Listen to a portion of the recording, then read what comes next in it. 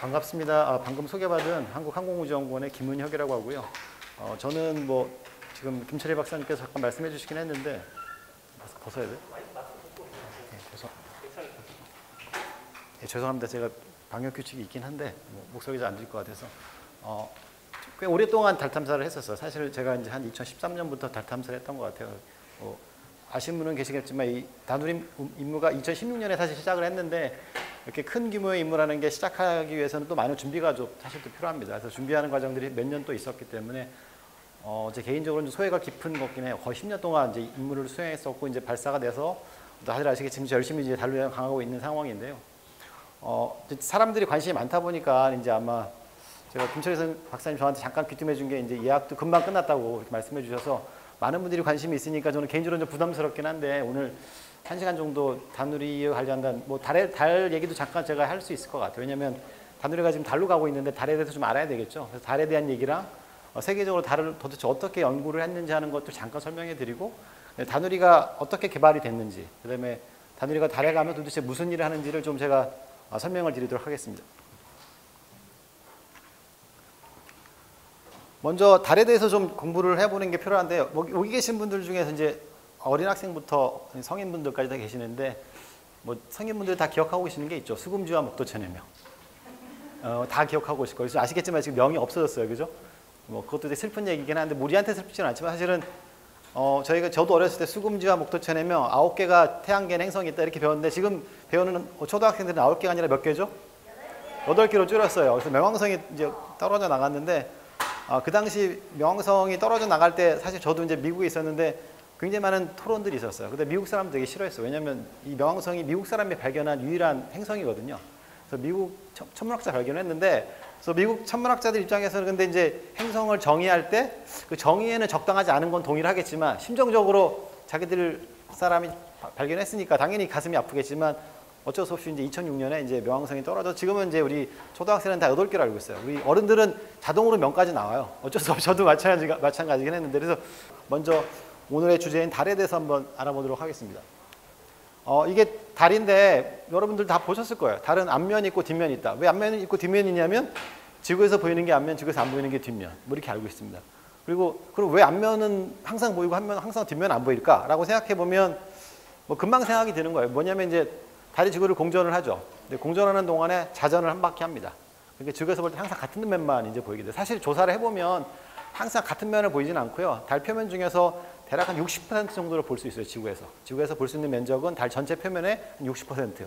나머지 40%는 이제 지구에서만 살고 있으면 볼 수가 없는 거죠. 그걸 보려면 달보다 멀리 나가야 됩니다. 달까지가 아니라, 그러니까 지금 우리나라에서도 많은 위성을 쐈는데 뭐 천리안위성, 여러분들 그 기상 예보 같은 거 보실 때 나오는 사진들이 다 천리안위성이 보통 그 대략 한 고도가 한 35,000, 6,000km에서 사진을 찍는데 이 천리안위성으로 달을 찍어도 이 뒷면은 보이지 않아요. 뒷면을 보려면 그 달보다 멀리 가야 되는, 달까지 거리가 대략 한 38만 킬로미터니까 그보다 멀리 가는 일이 있어야 되는데 다누리는 가능하겠죠. 현재 다누리가 얼마나 멀리 갔는지 아시는 분 있나요? 예. 156만 킬로미터.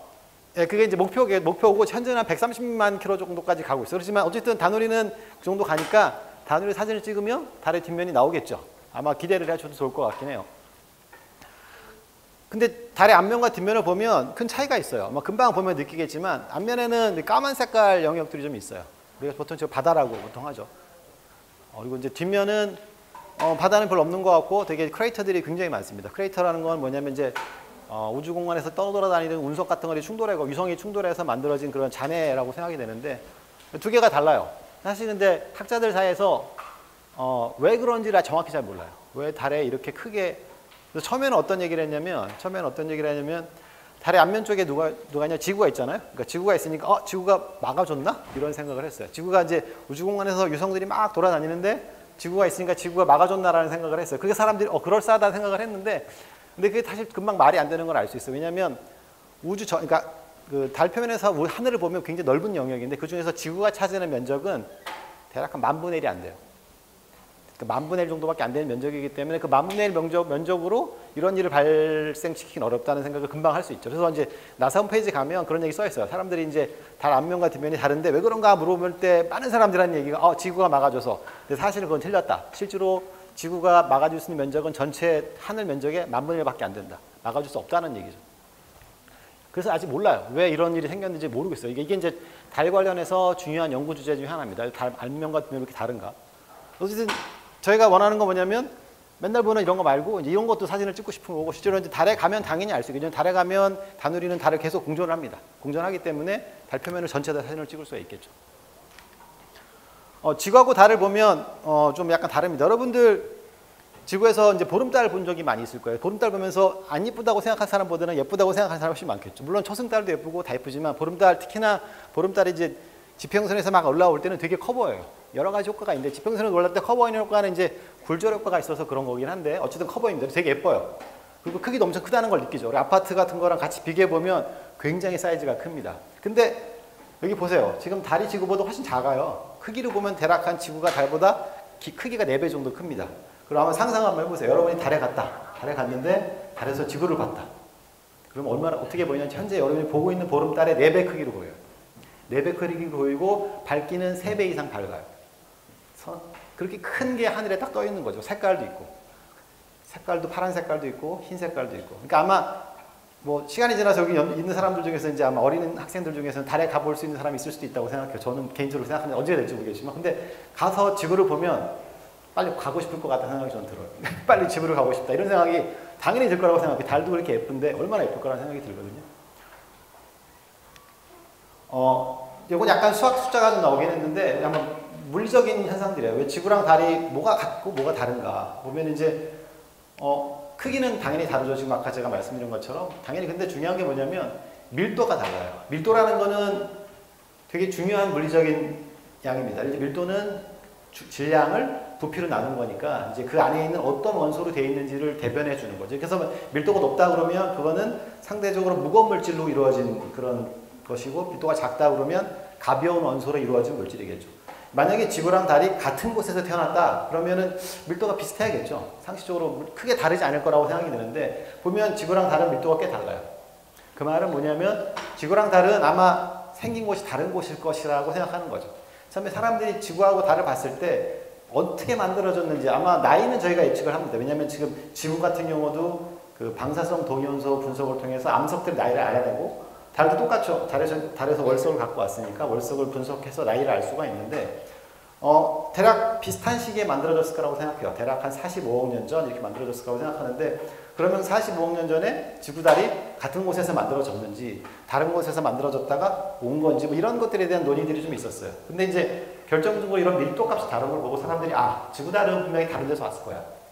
그렇다가 우연히 이렇게 서로 이렇게 어떤 공간에 모여 있다라고 생각하는 게 더 현실적이라는 거죠. 그래서 그런 것들에 대한 논리들이 이제 만들어지고 이론도 이제 제시가 된 것들이 많이 있습니다. 현재는 그래서 대부분의 사람들은 지구달은 딴 데서 만들어졌고 나중에 같이 하나로 붙었을 것이다. 이런 한 시스템으로서 이렇게 생각을 하고 있어요.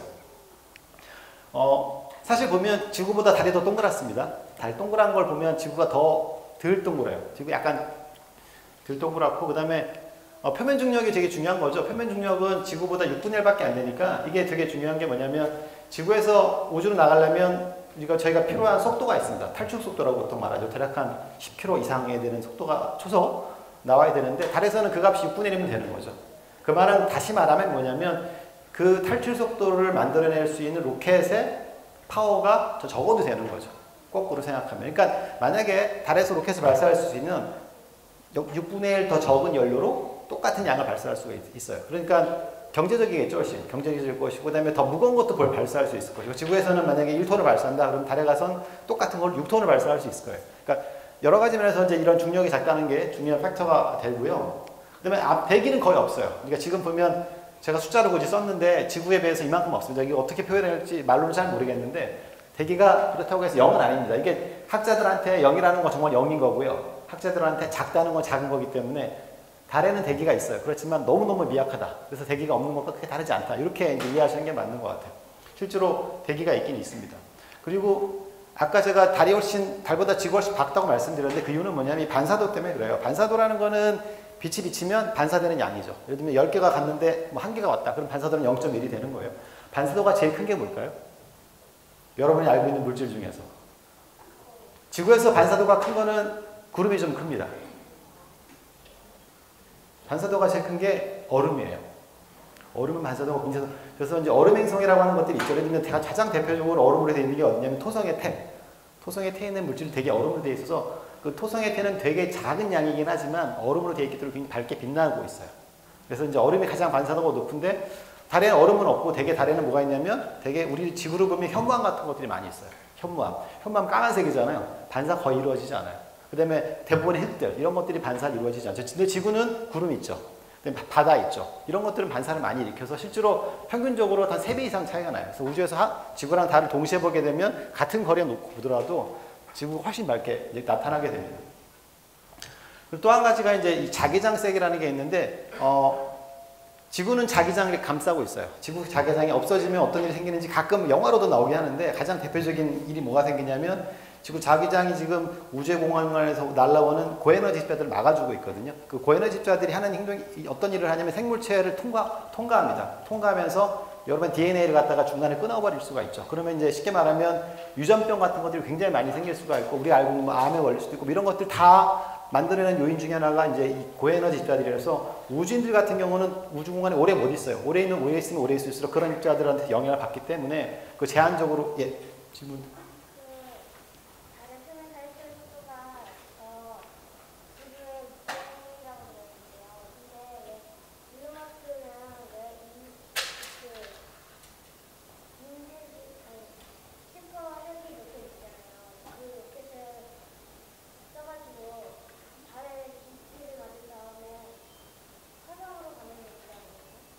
그건 내가 나중에 다시 한번 설명을 해드릴게요. 그러니까 화성으로 사람 보낼 때 그러니까 사람들의 고민이 뭐냐면 화성에 사람 보내는 건 좋은데 달에는 빨리 가면 사흘 정도면 갈 수 있어요. 근데 화성까지는 빨리 가도 6개월 정도 걸리거든요. 6개월. 현재 갖고 있는 우리 로켓 기술로는. 그럼 6개월 동안 만약에 혼자 보낸다. 현실적으로 불가능하겠죠? 혼자 갈 수 있는 사람은 거의 없을 거라고 생각해요. 달에도 지금 3명 갔잖아요. 처음에 갈 때. 물론 달에 내리는 사람은 2명이었지만 그러니까 아마 화성에 사람 보낸다 그러면 뭐 서너 명은 보내야 될 거예요. 서너 명이 그럼 6개월 동안 갔다가 다시 돌아와야 되죠. 그러니까 12개월 동안 먹고 살 게 있어야 되겠죠. 굉장히 그 사람들을 생존시켜야 될 그런 인프라들이 많이 필요할 거예요. 그 인프라들을 갖다가 지구에서 발사 한 번 해서 보낼 수가 없어요. 너무 많은 인프라가 필요하기 때문에. 그러면 이제 어딘가에 기지를 만들어 놓고 그 기지에다가 인프라를 모으는 일을 하는 기지를 만드는 거예요. 그래서 인프라를 계속 모아요. 발사를 갖다 뭐 10번을 하든 100번을 해서 계속 거기서 인프라를 모아놓고 마지막 순간에 인프라가 다 만들어지고 나면 우주인이 가서 그 인프라를 들고 화성에 가는 거죠. 예를 들면 그게 이제 시나리오입니다. 학생이 중요했던 것 중에 하나가 이제 그런 달을 이용해서 그런 인프라를 만들어내는 곳을 만들 수가 있겠죠. 뭐 달이 될 수도 있고 아니면 다른 공간이 될 수 있을 거예요. 아마 그런 것들이 기본적으로는 굳이 달 표면에 만들 필요도 없고 달 주변에 만들 수도 있겠죠. 달 주변에 만들면 중력이라는 게 없으니까 더 쉽겠죠. 뭐 그건 여러 가지 방법이 있을 거라고 생각해요. 뭐 잠깐 그렇고요. 달에 자기장이 이제 있어요. 근데 지구는 자기장이 있어서 그 자기장이 우리들을 보호해주고 있어요. 뭐 지구 자기장이 없어지면 어떤 일이 생기냐면 금방 모든 생명체들 다 없어질 거예요. 근데 그런 일이 어디서 생기고 있냐? 현재 화성에서 생기고 있어요. 화성은 자기장이 없거든요. 화성은 자기장이 없어서 화성에 사람이 살기 위해서 제일 먼저 할 일이 자기장을 만들어야 돼요.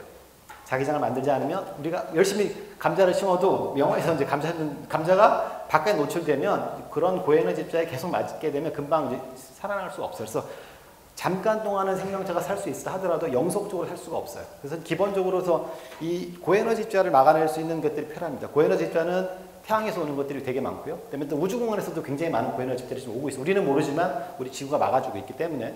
근데 그런 것들이 중요한데 지구는 생겼을 때부터 지금까지 계속 자기장이 있어요. 그 자기장이 있고 우리 알고 있죠. 자기장이 이제 북극과 남극이 뭐 이게 북극에서 남극으로 이렇게 들어간다 이거 알고 있잖아요. 그래서 만약에 외부에서 고에너지 집자들이 오면 고에너지 집자들이 어떻게 되냐면 직접 통과를 하지 않고 되게 그 자기장을 따라서 북극이나 남극으로 들어가잖아요. 그래서 이제 이런 얘기 있죠. 예를 들면 뭐 승무원들, 특히 항공기 승무원들 같은 경우는 북극 항로를 주로 지나가는 사람들은 굉장히 그게 문제가 돼요. 왜냐하면 그 비행기 자체가 계속해서 고에너지를 막게 되거든요. 왜냐하면 그쪽이 더 많은 고에너지들이 오기 때문에 보통 그래서 실제로 아마 조사해보면 그런 곳을 자주 근무하는 항공기 승무원들의 경우에 아마 각종 질병에 노출 확률이 높겠죠. 그런 것도 되게 이제 사회적으로 이슈가 돼서 아마 그런 제한이 아마 있을 거예요. 아마 승무원들이 그런 곳을 근무하는 시간 같은 거를 제한하는 그런 게 아마 있을 것 같은데 달에도 처음에는 자기장이 있었을 거라고 생각해요. 근데 지금 보면 달에 자기장이 세계는 지구의 1000분의 1밖에 안 돼요. 그 말은 뭐냐면 뭔가 다른 처음에는 자기장이 있었으니까 지구랑 비슷한 환경이었을 텐데 그 사이에 다 꼈겠죠. 예를 들면 지구는 계속 남아있고 달에서는 남아있지 않은 이유가 있을 거예요. 그래서 저런 사실들을 저희가 조사를 하면 생겼을 때부터 지금까지 어떤 일이 있었는지, 그걸 진화라고 하죠. 진화를 알아낼 수가 있겠죠. 거꾸로. 그리고 또 한 가지는 다른 대기가 그게 없고, 그다음에 이제 이게 중요한 사실을 주는 게 뭐냐면, 지구에서는 우리 풍화장육이라는 게 일어나죠. 바람 불고 뭐 비 오고 하면 암석들 쓸겨 나가고, 그래서 100년 전에 있었던 모습이 지금 가면 없어지죠. 그 기억이 없어지는 거죠. 다 없어집니다. 그래서 100년만 돼도 다 그때 무슨 일이 있었는지 알아낼 수가 없죠. 뭐 열심히 땅을 파갖고 뭐 퇴적층을 조사하면 뭐 공룡이 뼈가 나오기도 하지만 흔하지 않은 일이고 대부분 다 없어집니다. 그리고 과거에 있었던 굉장히 많은 것들이 지금 숲에 가려져 있거나 이런 식으로 지구는 일어나고 있죠. 그래서 저희가 과거를 알아내기 참 어려워요, 지구는요. 근데 다른 과거의 상태가 거의 보존되어 있을 거예요. 예를 들면 아시겠지만 1969년에 아폴로 우주선 우주인이 딱 달을 디뎠을 때 그 사진이 그냥 아직도 남아있다는 거죠. 그게 달의 특징입니다. 과거를 보기 훨씬 유리하다. 그러니까 지구의 과거를 보는 건 어렵지만 달을 통해서 지구의 과거를 알아낼 수 있는 여지가 있다. 이렇게 이해하시면 될 것 같고요. 달 탐사를 보면 이제 이게 가로치기 시간입니다. 시간이고 세로치기 이쪽으로 올라가면 과학 목적이 더 심해지는 거고요. 밑으로 내려가면 기술 목적이 더 심해지는 거예요. 근데 이제 달 탐사는 1950년대 후반부터 좀 시작이 됐었고요. 제일 먼저 시작한 나라는 구소련입니다. 그래서 구소련에서 루나라는 미션을 쭉 했어요. 1호부터 24호까지 발사를 했고요. 그 다음에 뭐 아시겠지만 미국이 많이 했죠. 아폴로, 그 다음에 레인저, 서베이어 다 이제 미국들이 하는 것들이었는데 과거에는 상대적으로 기술이 없었으니까 기술 개발이 목적이었을 거예요. 그리고 재밌는 게 여기는 우주 탐사가 달 탐사가 이제 없어요. 거의 한 20년 동안 30년 동안 거의 달 탐사를 하지 않았어요. 왜 그랬냐면 뒤에서 잠깐 설명하겠지만 아폴로 미션 하면서 저희가 굉장히 많은 월석을 들고 왔어요. 달에서 약 300, 거의 400km 가까운 월석을 들고 왔고 아마 좀 이따가 이제 그 특별 전시실 가시면 월석 조금 샘플을 아마 보실 수 있을 거예요. 그래서 미국이 이제 모든 나라들한테 조금씩 나눠줬죠. 근데 물론 대부분은 자기들이 갖고 있고요. 왜냐면 이제 연구하기 위해서 갖고 있을 거예요. 그래서 그 월석들을 연구하면 언제 만들어졌는지, 무슨 원소로 이루어졌는지 조사가 되겠죠. 그래서 굉장히 많은 사실들을 알고 있었고, 그래서 사람들이 어떻게 생각했냐면, 달 이제 끝. 우리 달 모르는 거 없어. 다 알고 있어. 라고 왜냐면 다른 재미가 없었거든요. 뭔가 시간에 따라서 큰 어떤 변화가 일어나지도 않고. 다 알겠다고 생각한 게 됐어요.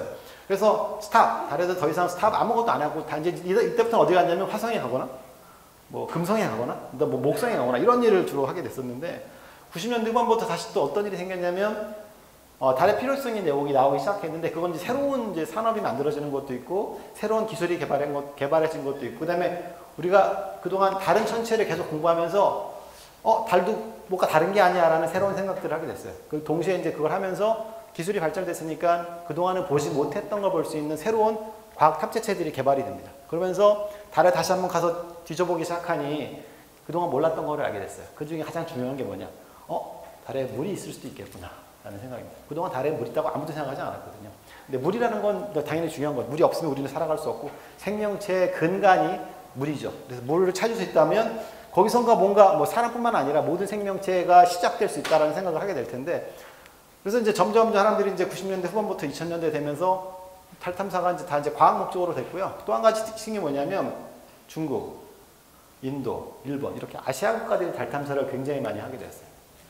뭐 한국은 뭐 아시아에서 그래도 나름 한 최소한 3, 4등을 한 나라다 이렇게 생각하고 있잖아요. 그 3, 4등보다 못하면 약간 기분 나쁘고 그래서 다른 나라 다 가네 우리도 가야겠다라는 생각을 당연히 할 수밖에 없었을 거고 그래서 2000년대 후반부터 저희가 이제 한국 스스로 이제 달에 가야겠다라는 생각들을 하기 시작했어요. 그래서 이제 이 다누리 미션이 시작됐다고 할 수 있을 텐데 지금 여기에 있고요. 이제 KPLO는 발사가 됐고 제가 이제 제 입장에서는 주로 썼던 단어가 이 KPLO 뭐 다시 뒤에 말씀드리겠지만 단어를 썼고요. 그다음에 곧 며칠 있다가 29일이라고 이틀 있다가 아르테미스 미션 발사가 아마 될 거라고 생각하는데 뭐 달 탐사가 잘 진행되고 있습니다. 그래서 한 가지 예만 보여드리면 아폴로 달 탐사 계획은 다들 알고 계시죠? 그래서 아폴로 1호부터 시작해서 쭉 근데 아폴로 1호가 사실은 되게 실패한 미션이었어요. 아폴로 1호가 발사도 아니고 리허설 하다가 안에서 불이 나갖고 우주인 3명이 다 돌아가셨어요.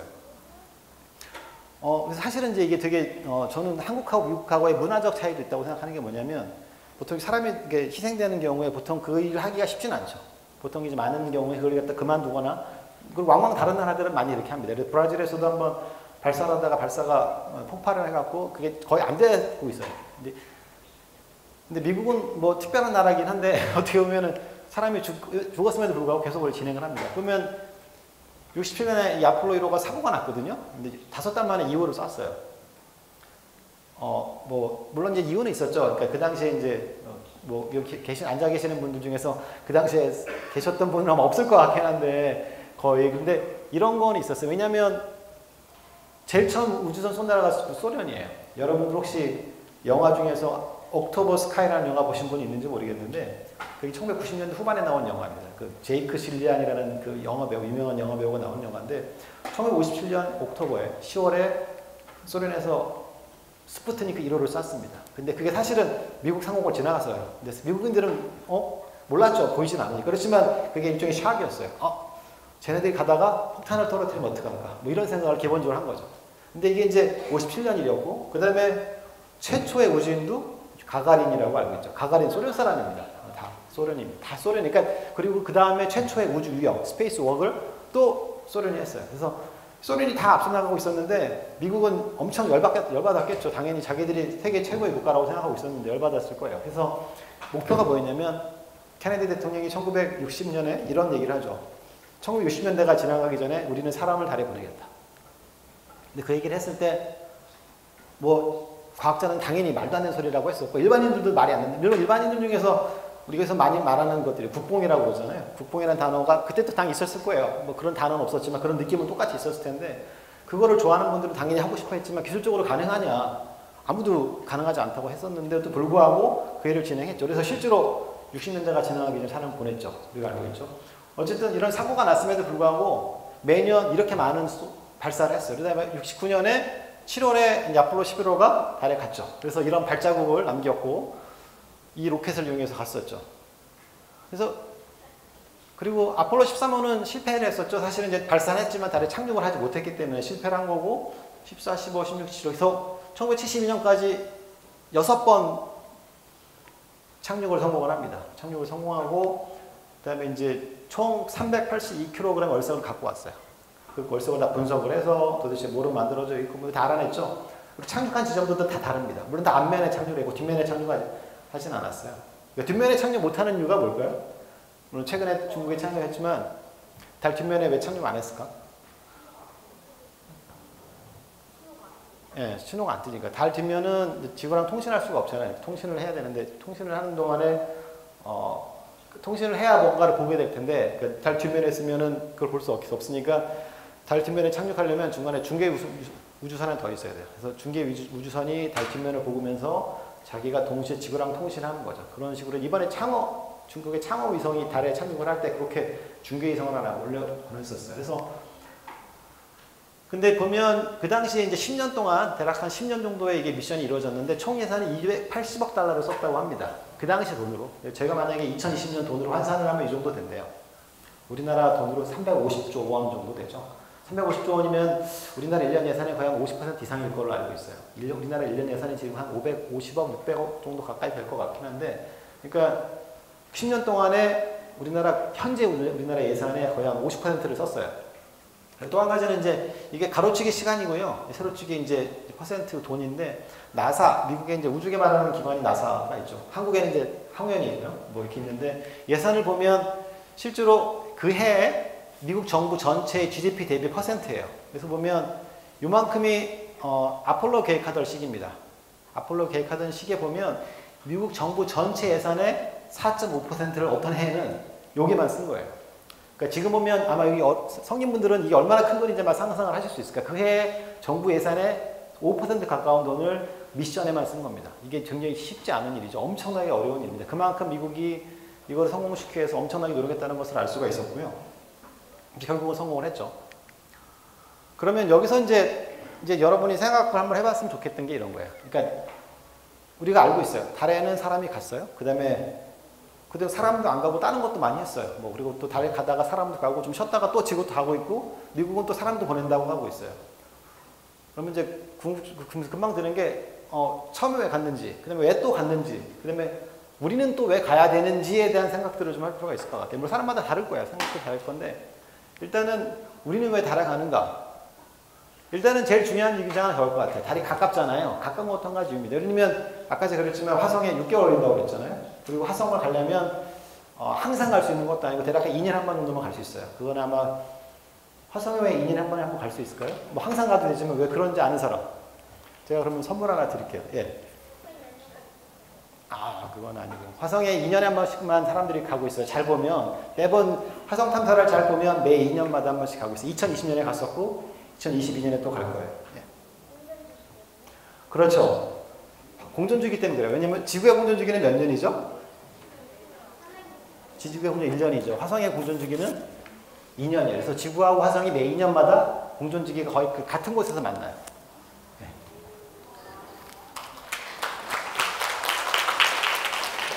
그래서 화성에는 2년마다 한 번씩밖에 갈 수가 없어요. 그리고 그것도 6개월인데 달은 가까우니까 사실은 굉장히 많은 트라이를 해볼 수가 있겠죠. 그럼 실패해도 다시 한번 해볼 수 있고.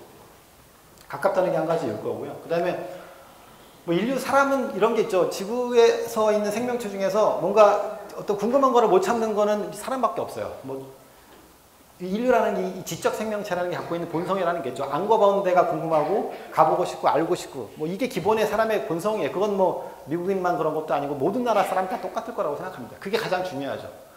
미지 세계의 탐구를 하고 싶은. 그게 미지 세계는 뭐 바닷속이 될 수도 있고 내가 안 가본 곳이 될 수 있고 우주도 될 수 있고 다 모든 곳이 다 될 수 있습니다.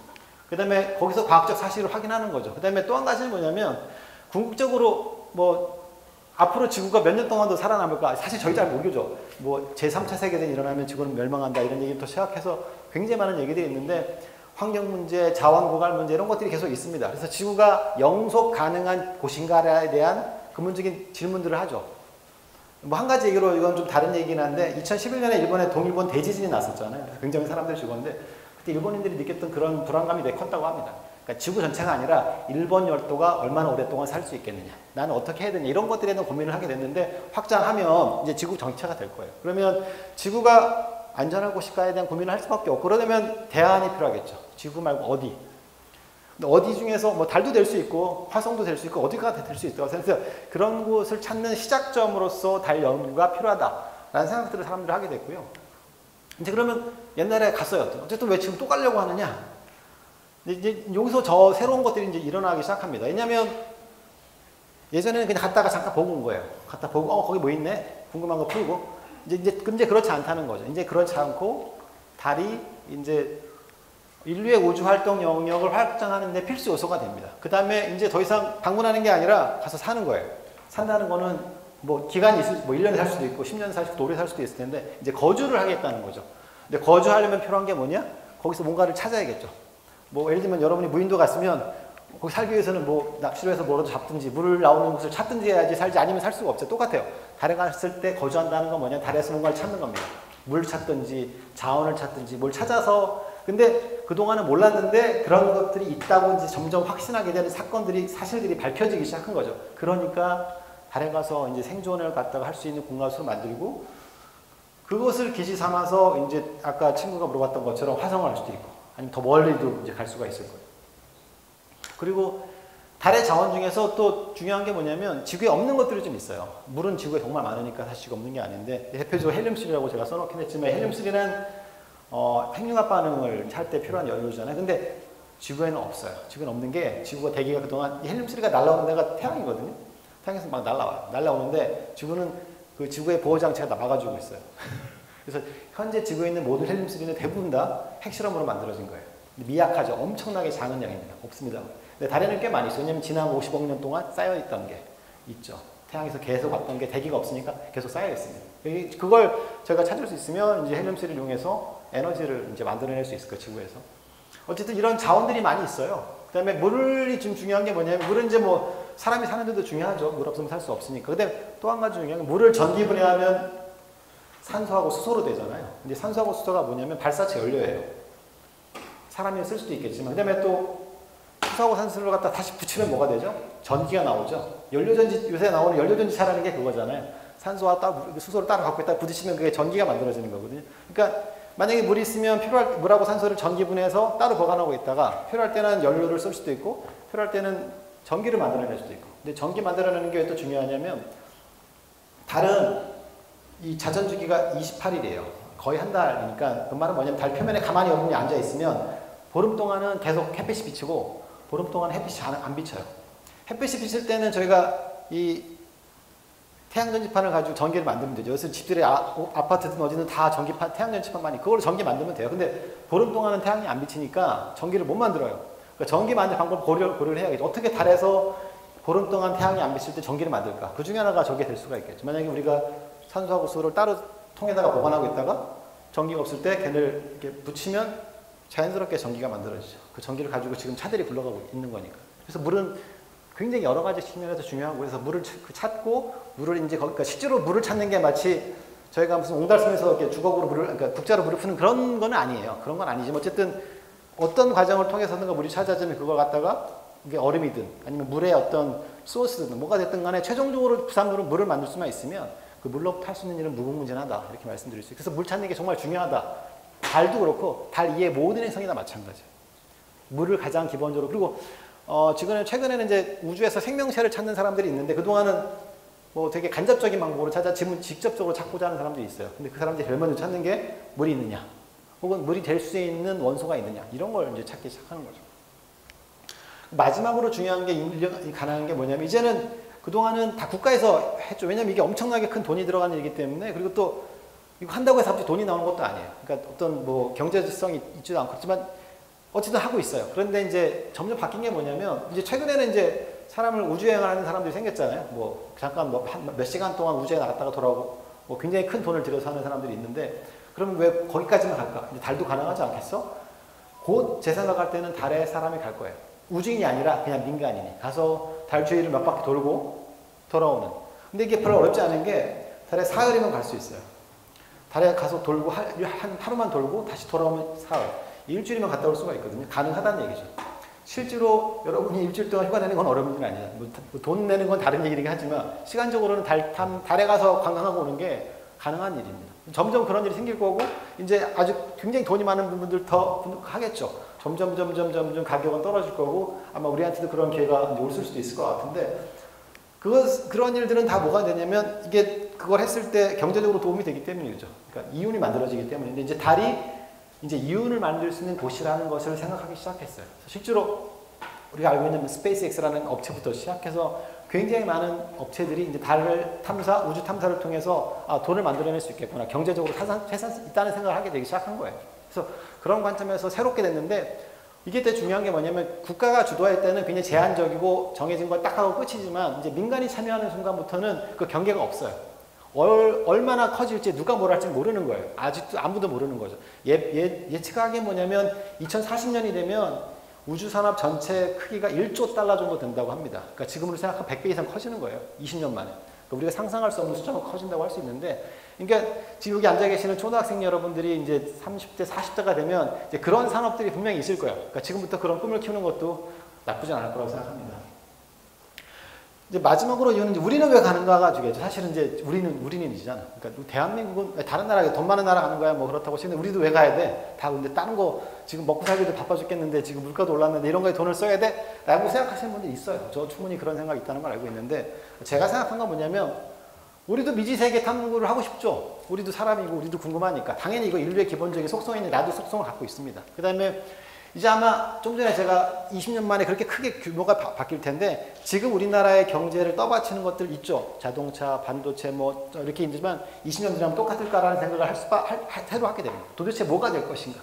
우리나라의 경제를 떠받칠 수 있는 힘이 뭐가 될 것인가? 이게 없이 할 수 있을까? 우주기술 개발하지 않고 20년 후에 우리나라 경제가 세계에서 여전히 세계 탑 10 안에 들어갈 수 있을까라는 고민을 하기 시작하는 거예요. 왜 그러냐면 자동차를 처음에 만들 때 사람들이 어떤 생각했냐면 자동차는 기계기술의 총화라고 그랬어요. 모든 기계기술의 총합이 자동차로 만들어진다. 자동차를 만들면 그 나라는 그런 정도의 수준의 기계기술 확보하는 나라라고 이제 말들 했었죠. 다 동의합니다. 근데 우주기술은 뭐냐면 기계기술이 아니라 인류가 만든 모든 기술의 총합이에요. 단지 기계가 아니라 사람이 가야 되면 당연히 생명체가 가니까 생명체가 할 수 있는 뭐가 의학이 필요할 겁니다. 재료, 사람이 만든 모든 기술, 통신도 마찬가지, 모든 기술의 총합이 바로 우주 개발이에요. 우주 개발을 하지 않으면 이제 그런 경쟁에서 뒤떨어질 수밖에 없겠죠. 우리나라가 생존하기 위해서 뭔가 새로운 것들을 하게 되는데 이제 그런 것들을 이제 하는 시점이 막 우리도 시작된 거죠. 이제 지금 우리도 그동안 계속 정부에서 주도했지만 점점 바꾸려고 하죠. 민간에서 참여할 수 있는 동의를 만들고 동력을 주고 스타트업들 만들고 이러려고 계속 하고 있는 거죠. 그리고 여전히 달에 대해서는 아직 모르는 게 많이 있습니다. 이거 우리가 알고 있고. 근데 또 한 가지 이제 가까운 아시아 국가들이 달 탐사를 하고 있어요. 당연히 우리가 지금 아시아에서 최소 넘버 1은 안 되어도 넘버 2나 넘버 3는 돼야 되는데 이거 아니다라는 생각들을 당연히 자연스럽게 할 수 있고요. 거기서 밀려나지 않으려면 뭔가를 해야 된다. 뭐 이런 것들이 이제 저희들이 하는 거. 그래서 궁극적으로는 우리는 지금 탐사를 해야 됩니다. 달이 됐든 달보다 먼 곳이 됐든. 그렇지 않으면 미래가 이제 좀 어렵지 않겠냐는 생각하게 되는 거죠. 과학적으로 제가 한 가지만 물어볼게요. 이게 이제 가로치기 행성의 질량입니다. 이건 아주 간단한 얘기는 합니다. 세로축은 행성과 위성의 질량 비례예요. 보면 명왕성이 제일 높아요. 명왕성에 카론이라는 원래 위성이 있었죠. 그래서 명왕성은 이제 행성이 아니니까 얘는 빼고. 근데 해왕성, 천왕성, 토성, 목성 다 이 정도예요. 이 행성의 질량은 차이가 나지만 그 비는 얼마 안 돼요. 그러니까 만분의 1에서 천분의 1 정도 사이입니다. 그러니까 행성이 질량이 만이면 위성은 다 합해봐야 1000밖에 안 됩니다. 근데 보면 이제 목성은 위성이 80개가 넘습니다. 뭐 토성도 마찬가지고. 근데 지금 딱 하나밖에 없거든요. 딱 하나 있는 놈이 근데 무게가 엄청나게 무거운 거예요. 이 차이가 보시면 100배 정도, 100배 가까이 차이가 나죠. 그러니까 특별하다는 거죠. 지구의 달은 다른 행성의 달과 특별히 다릅니다. 그래서 질문 한 가지 더 하죠. 화성 어디 있죠? 아까 제가 수성, 금성은 위성이 없다고 말씀드렸어요. 근데 화성에는 위성이 있죠. 화성을 제가 표시를 안 했나요? 제가 까먹었을까요? 질문, 이거 대답하실 분 있어요? 화성 어디 있나요?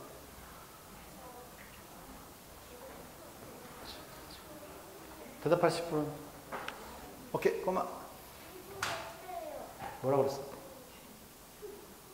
안 들렸어요.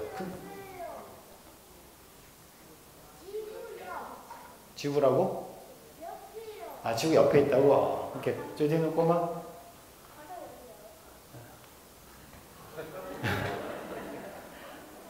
제가 일부러 안 그린 건 아니에요. 네, 제가 일부러 안 그린 거. 오케이. 저 뒤에는. 예, 화성은 어디냐? 화성은 여기 있어요. 화성은 위성이 2개가 있죠. 화성 위성이 포브스랑 데이모스라는 화성이 있는데 위성이 되게 조그매요.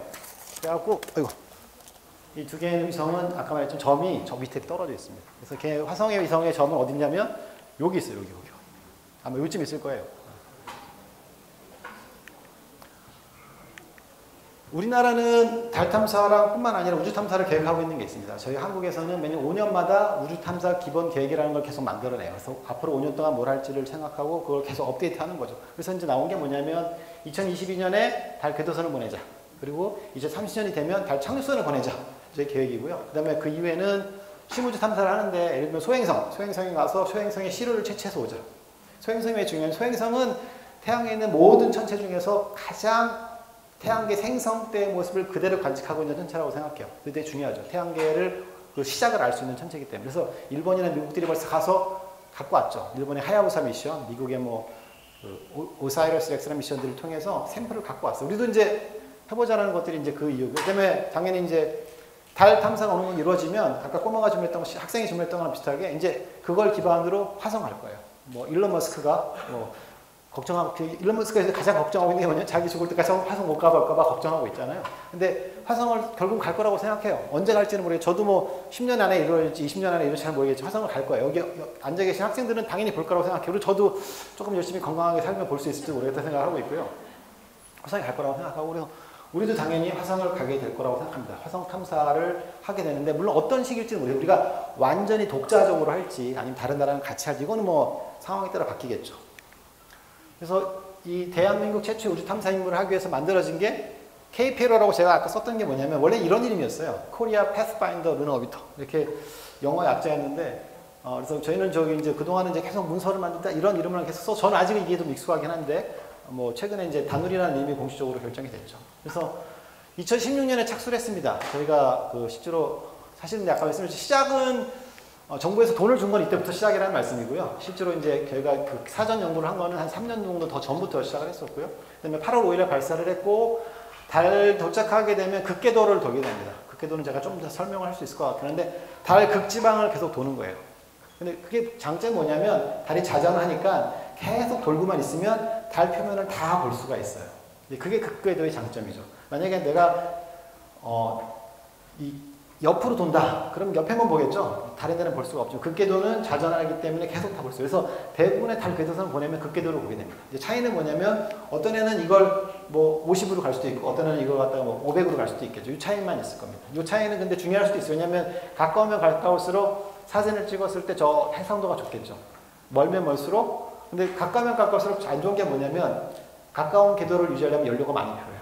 수명이 짧아지는 거지. 멀리 돌면 해상도는 떨어지지만 수명은 더 길게 할 수 있어요. 근데 이거는 이제 미션의 임무에 따라서 어떤 걸 하냐에 따라 달라질 수 있겠죠. 예를 들면 어떤 미션은 처음에 가까이 돌다가 멀리 갈 수도 있겠죠. 뭐 등등등등 여러 가지 선택을 할 수가 있을 거라고. 그래서 1년 동안 임무를 하게 되고 과학탑재 5기, 그다음에 탑재 기술탑 3기가 이제 돼 있습니다. 그래서 이렇게 생겼어요. 이렇게 생겼고 이게 이제 달에 가서 운영을 하면 이런 모양으로 운영을 할 겁니다. 그래서 보면 설명을 좀 드리면 이게 태양전지판에서 전기 만들고요. 그 다음에 이게 안테나입니다. 그래서 지구랑 통신하는 안테나가 있고요. 그다음에 이게 이제 탑재 체들이 다 몰려 있어요. 이게 이제 섀도우 캠이라고 나사가 만든 탑재 체긴 한데 몰려서 얘네들은 달 표면을 보게 됩니다. 그래서 이제 통신하는 얘는 이제 지구랑 통신을 하겠죠. 여기 지구가 여기 있어요. 네. 우주에서 아래 위가라는 개념이 좀 없죠. 우주에서 아래 위는 개념은 우주는 그냥 공간이니까 아래 저희 여기서는 이제 이쪽 지구가 있죠. 우주에서는 아래 위라는 개념보다는 달에 가게 되면 달을 보는 면의 반대면 뭐 금방 뭐 생각할 수 있는 게 그런 정도로 우주 공간에 가서 위아래라는 개념은 이제 없을 중력이 없기 때문에 없을 거라고 생각하는데 어쨌든 다누리는 총 중량이 이 정도 됩니다. 근데 그 중에서 연료를 빼면 우리가 보통 건조 중량이라고 표현하는 연료를 빼면 이 정도 돼요. 그러니까 연료가 꽤 많죠. 달 궤도선도 이렇게 연료가 많고 달 착륙선에 되면 전체 줄량의 70%가 연료예요. 그러니까 이게 되게 연료라는 게 우주에서는 굉장히 중요합니다. 그 다음에 크기는 이 정도 됩니다. 그래서 태양대편을 쭉 펴게 되면 3m 정도 됩니다. 3m 정도 되고 키는 저보다 약간 더 높은 정도예요. 한 1.8m, 9m 정도 되고요. 그러니까 별로 크지 않은 그런 위성이라고 할 수 있고요. 그 다음에 탑재체가 6개가 실려있는데 여기 섀도우 카메라고 나사에서 만든 게 있고요. 그 다음에 한국천문연구원에서 만든 폴 카메라라는 탑재체가 여기 있습니다. 여기 2개의 카메라가 있는 게 있고 그 다음에 제가 근무하고 있는 항공에서 만든 이 루티라는 고해성도 카메라가 여기 2개가 있는 게 루티고요. 그 다음에 내부에 한국전자통신연구원에서 만든 이제 그 DTMP라는 또 통신 탑재체가 하나 있고요. 그 다음에 여기 위쪽에는 한국지질과학연구원에서 이제 감마선 입자의 분광 특성을 연구 감마레이 스펙트럼이라는 KZRS라는 탑재체가 있고 마지막으로 이제 있는 게 뭐냐면 이렇게 뾰족하게 나온 게 있어요. 이게 이제 경희대학교 대학에서 만든 건데 경희대학교에 있는 교수님과 학생들이 이제 이 붐을 통해서 안에서 여기 센서가 있는데 이 센서가 이제 달 자기장의 세기를 측정합니다. 달 자기장이 제가 아까 0은 아니라고 그랬죠. 굉장히 작긴 하지만 있는데 그게 중요한 정보들을 갖고 있어요. 이렇게 이제 구성되어 있습니다. 그래서 발사를 보면 발사는 이제 미국 플로리다에 우주군 기지가 있는데 거기에 그 발사대 40번에서 발사를 했어요. 그래서 스페이스 X의 팔콘 9이라는 발사체를 발사를 했고 제가 듣기로는 이게 6번째 재발사하는 이 팔콘 9은 계속 일단은 재활용하잖아요. 재활용하는데 목표는 20번까지 활용하는 걸로 알고 있고요. 저희가 이번에 발사할 때 6번째 발사했던 걸로 알고 있어요. 그래서 발사하는 시점은 이 정도. 아마 뭐 여기 계신 분들 중에 대부분 다 보시지 않았을까 싶은데 저는 뭐 직접 보지 못하고 저는 이제 유튜브로 잠깐 봤었던 것 같은데 이렇게 발사를 했고요. 그 다음에 실제 발사 장소는 여기입니다. 그래서 이게 뭐냐면 발사하고 나서 마지막 순간에 그 발사체에서 위성이 분리되는 시점이에요. 여기서 위성이 분리되면서 대략 발사하고 나서 40분쯤 있다 분리가 됐어요. 그리고 분리될 때 속도가 대략 한 10km 정도 됐어요. 그래서 발사하는 시점을 0으로 하면 주로 이벤트들이 있었는데 최종적으로 분리한 게 2418초 됐을 때 분리가 됐는데 저희가 사실 이걸 정확히 어떻게 하냐면 되게 이제 우주 할 때 예측을 합니다. 예측을 하고 실제로 계산해 보면 예측치하고 실제치는 오차가 한 2초, 최대 2초 정도밖에 굉장히 정밀하게 이제 하게 됩니다. 그래서 발사를 여기서 했었고 이 빨간색이 끝날 때가 이제 여기 때는 저희가 위성하고 통신할 수가 없어요. 위성이 통신할 수가 없고 여기 좀 지나서부터 이제 통신하게 되는데 여기서 이제 위성이 분리가 되고요. 분리될 때 속도가 이 정도였어요. 그러니까 이 다누리가 발사체에서 분리될 때 이 정도 속도입니다. 근데 좀 이따가 보시면 오늘 지금 가서 다누리가 어디 있는지 보면 거기에 속도가 나와 있어요. 속도가 굉장히 느려졌을 겁니다. 속도가 0.3km밖에 안 되죠. 지금 소리의 속도보다도 좀 늦게 가고 있어요. 그래서 보면 저희가 발사하고 나서 한 10분 정도인가 10분 만에 저희가 위성을 찾았어요. 위성을 찾아서 위성에 통신을 했었고 통신한 다음에 바로 이제 여러 가지 일들을 진행해서 굉장히 부드럽게 위성 발사뿐만 아니라 위성 통제까지 잘 이루어졌던 걸로 기억하고요. 발사를 하게 되는 시점은 요점입니다. 8월 5일에 발사를 했고요. 그 다음에 이제 계속 오랫동안 달 전이랍니다. 달 전이라는 게 지금 그 달까지 가는 길이죠. 한 4달 가까이 계속 전이를 해서 2026 올해 12월 16일 날 달 궤도에 진입할 겁니다. 그래서 실제로 이게 제일 중요한 일인데 이때가 이제 가장 연료를 많이 쓸 때 시작이고, 그래서 잘 전이가 달 궤도에 진입이 되면 2023년 1월 1일부터 임무를 시작합니다. 그래서 1년 동안 임무를 하게 됩니다. 그래서 임무가 종료되는 시점 2023년 12월 31일 날 임무가 종료되는데, 이제 임무가 종료된다는 게 어떤 거니, 우주 탐사할 때 임무라는 거는 여러 가지로 정해요. 왜냐면 첫 번째는 우주선을 만들 때 들어간 어떤 부품들의 수명이 있겠죠. 이게 일단 임무에 중요한 거고, 그때 더 중요한 게 뭐냐면 연료입니다. 연료가 얼마나 남아있느냐. 연료가 없으면 아까 말한 달 궤도에 가서 얘가 100km를 계속 돌 거예요. 근데 100km를 계속 돌 수가 100km를 도는 게 그냥 자연스럽게 놔두면은 한 달 반 지나면 달에 충돌해요. 그냥 그러니까 어떻게 되냐면은 충돌할 것 같은 고도가 점점 떨어지면 분산을 해서 고도를 더 높여줘야 돼요. 그때 연료를 써야 됩니다. 연료를 계속 써서 계속 연료를 써야만 계속 100km 고도를 유지할 수가 있는데, 그 연료가 많으면 많을수록 오래 있을 수가 있겠죠. 이제 그거에 따라서 달라지는데, 현재는 그 연료가 저희는 1년 정도는 쓸 수 있겠다라고 생각해서 1년 임무를 만든 거고요. 만약에 이제 이 과정, 연료를 가장 많이 쓰는 과정이 이 과정에 연료를 많이 절약할 수 있으면 이건 이렇게 늘어날 수도 있겠죠. 그래서 한 예를 들면 현재 미국의 달 궤도를 돌고 있는 위성 중에 한 대표적인 게 미국의 LRO라는 위성이 있어요. 그래서 이걸 달 정찰 위성이라고 말을 하는데, 원래 이게 발사하고 나서 3년만 쓰려고 했어요. 발사가 2009년에 이루어졌거든요. 발사 2009년에 한 다음에 3년만 쓰려고 그랬는데 지금도 돌고 있어요. 13년 동안 돌고 있어요. 그래서 그들의 목적은 앞으로도 10년 더 쓰는 거예요. 굉장히 오랫동안 쓰는. 놀라운 게 뭐냐면, 여러분 아시는 허블 우주 망원경이 1990년 발사가 됐잖아요. 그래서 지금도 쓰고 있죠. 근데 허블 우주 망원경은 계속 사람이 가잖아요. 사람이 가서 계속 고치죠. 이것도 고치고 저것도 고치고, 뭐 필요하면 연료도 갖다 줬을 것 같아요. 계속 고치죠. 근데 최근에 또 가장 한 게 제임스 웹 우주 망원경이 났잖아요. 제임스 웹 우주만 딱 10년만 쓴다고 그러죠. 왜냐면 10년밖에 연료 쓸 여유가 없기 때문에 그런 거죠. 그런 거 보면 이 달 정찰 위성은 굉장히 오랫동안 달에서 운영을 하고 있고, 저희도 이제 만약에 연료가 충분하다 그러면 이렇게 이제 연장을 하게 되면 새로 더 많은 과학 사실들을 알아낼 수도 있을 것 같아요. 이 발사랑 관련돼서 가장 많은 사람들이 알고 있는 게 이 BLT라는 거, 뭐 다들, 저는 굉장히 많은 분들이 이걸 다 들어서, 근데 이게 지구가 있고요. 달이 지구를 이렇게 돕니다. 근데 저희가 발사를 하게 되면, 지금 실제로는 8월 5일에 발사했으니까 이렇게 갑니다. 이렇게 달에 오게 될 텐데, 근데 실제로 이거를 계획할 때는 발사가 그날 될지 그날 못 될지를 잘 모르기 때문에 보통 한두 달치를 다 계산해 놔요. 만약에 8월 1일에 발사 못하고 9월달 발사한다. 그러면 이렇게 해야 됩니다. 그래서 저희가 원하는 목적은 뭐였냐면, 발사일이 다르더라도 달에 도착하는 시간은 똑같게 만들 생각이었어요. 왜냐면 달에 특별하게 그날 도착해야 될 만한 이유가 있었거든요. 그날 그 시간에 도착을 해서 임무를 수행해야만 의미 있는 임무를 할 수 있는 그런 것들이 있었기 때문에, 출발일이 다르더라도 도착일은 똑같이 한다. 이런 목표로 저희가 설계를 했어요. 근데 이 탄도형 전위 궤적이 좋은 게 뭐냐면, 그렇게 가능하게 할 수 있어요. 그렇지 않고 만약에 아폴로 탐사선처럼 간다 그러면 그때 3일 걸리니까, 만약에 오늘 발사하면 3일 있다 도착하고 내일 발사하면 또 하루 있다 도착하는 거예요. 그걸 조절할 수가 없어요. 이 탄도형 전위 궤적은 저희가 그걸 조절할 수가 있어요. 그래서 달에 가서 하는 일의 내용에 따라서 이제 이런 조절할 수 있는 게 가능하고, 탄도형 전위의 장점이 또 뭐냐면, 얘가 달에 갈 때 만약에 여기서 지구에서 달에 직접 가는 경우면 이렇게 가면 되겠죠. 여기 달이 여기 있다 그러면 이렇게 가면 되겠죠. 될 겁니다. 이렇게 가면 4일 정도 걸린다고 제가 그랬으니까 이렇게 가면 되는데, 이렇게 갈 때는 달에 들어갈 때, 달에 그냥 들어가는 게 아니라 달에 들어갈 때 달의 중력에 잡혀야 되거든요. 달의 중력에 잡히려면 연료를 써서 역분사를 해야 돼요. 역분사를 하는데, 역분사를 하면 연료가 꽤 많이 드는데, 그게 여러분이 이제 달은 이렇게 공전하고 있는데 이렇게 지나간다고 생각해 보세요. 이렇게 지나가면서 역분사를 하면 그 진행각도를 바꿔야 되겠죠. 진행각도를 바꾸면서 분사를 하게 되게 굉장히 많은 연료가 드는데, 이 탄도형 전위의 특징은 뭐냐면 달을 계속 쫓아갑니다. 쫓아가서 가기 때문에 달의 공전 속도랑 거의 비슷한 속도로 들어가게 돼요. 들어가게 되면 적은 양의 연료를 쓰더라도 달 궤도에 들어갈 수가 있어요. 그래서 연료를 절약할 수 있다는 거죠. 여기서만 연료를 절약할 수 있으면 아까 설명드렸던 거 달 궤도에 진입한 후에 달 궤도에서 오랫동안 임무를 수행할 수 있습니다. 그런 것들이 이제 중요한 이유가 돼서 저희가 이렇게 했었고요. 단위리치는 여기서 보면 알 수가 있을 것 같고요. 예. 그래서 실제로 이런 그림이 익숙해 있지만, 사실 보면 지구에서 보면 이렇게 보여요. 지구에서 보면 단위가 이렇게 가는 것처럼 보이는데, 사실 우주에서 보면 이렇게 갑니다. 내가 우주에서 이렇게 내려다본다고 생각하면 이렇게 보이고요. 옆에서 보면 지구하고 달의 그 궤도면을 거의 그 궤도면 내에서만 왔다 갔다 합니다. 이거 뭐냐면 우리가 그걸 황도면이라고 그러죠. 그러니까 지구에 있는 태양계에 있는 모든 행성들이 황도면을 따라 다 놓여 있기 때문에 우주 여행도 다 거기서만 있습니다. 그래서 만약에 재밌는 게 뭐냐면 내가 뭔가를 찾았는데 그래서 태양계에 있는 모든 천체들은 황도면을 따라 대부분 다 움직여요. 그 황도면이 태양이 처음 만들어졌을 때 디스크에 있었던 것들인데 여러분이 만약에 어떤 천체를 찾았는데 걔가 황도면하고 다르게 움직인다. 그건 어디서 온 거냐면 태양계 밖에서 온 거예요.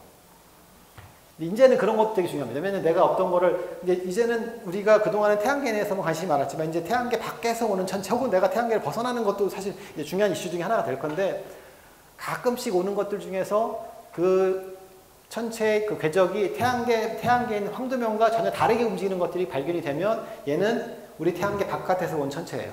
그게 태양계 바깥에서 온 우주선일 수도 있고 태양계 바깥에서 온 해성일 수도 있고 태양계 바깥에서 소행성일 수도 있겠죠. 어쨌든 우리 태양계랑 상관없는 데서 온 거예요. 각 다른 태양계에서 온 거겠죠. 이제 그런 것들을 연구하는 사람들이 이제 막 생기기 시작했어요. 그동안은 그 연구는 너무 어려웠거든요. 왜냐면 그 연구를 하기 위해서 필요한 어떤 리소스가 필요한데 그런 리소스가 없었기 때문에 할 수가 없어요. 지금은 이제 그게 가능해진 거죠. 다누리 발열수단에서 아까 뭐 우리 그 김철희 박사님 말씀하셨지만 네이처에도 기사가 좀 떴고요. 그다음에 사이언스도 기사가 떴고 그리고 이제 요 꼬마가 이제 저희랑 같이 연구하고 있는 그 아리조나 주립대학교의 연구원의 아들인데 이 선수가 이제 열심히 이제 만들어갖고 여러분들도 제가 선물 드리면 만들었으면 하고 예, 지금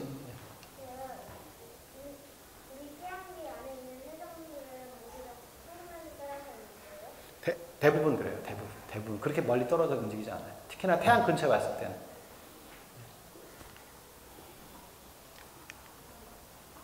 지금 잠깐 제가 2분 동안 동영상 하나 보여드릴게요. 이거는 이제 다누리의 발사부터 시작해서 어떤 임무를 수행하는지를 간략하게 보여드리긴 했는데 이게 이제 다누리 모양이 좀 다르긴 합니다. 그렇지만 아마 이해하시기는 좋을 것 같아요.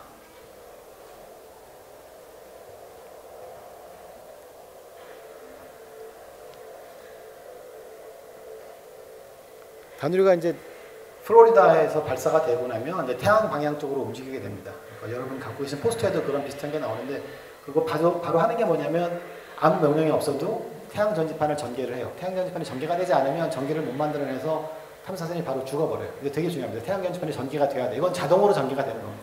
전개가 되고 나면 전기를 만들고 그때부터 저희가 안테나를 이용해서 통신을 시작해서 뭐하라 명령을 내리기 시작하는 거죠. 그래서 만약 그때 위성을 못 찾으면 위성이 미아가 되잖아요. 그때부터는 이제 소면에서 관제실에서는 난리가 나죠. 위성을 못 찾았으니까. 근데 저희가 이제 실제로 해보니까 10분 만에 위성을 찾을 수 있었어요.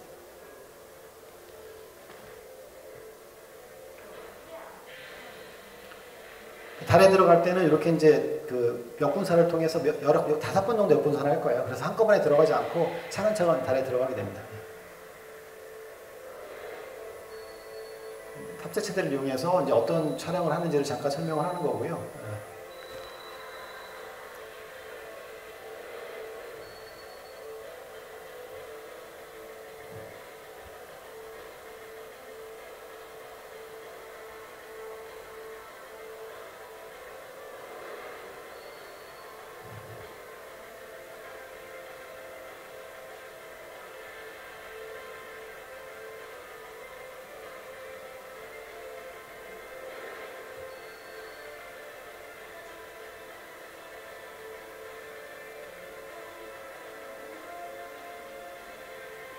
지금 보시는 동영상은 유튜브에 아마 있을 거예요. 그래서 아마 찾으시면 볼 수 있을 것 같아요.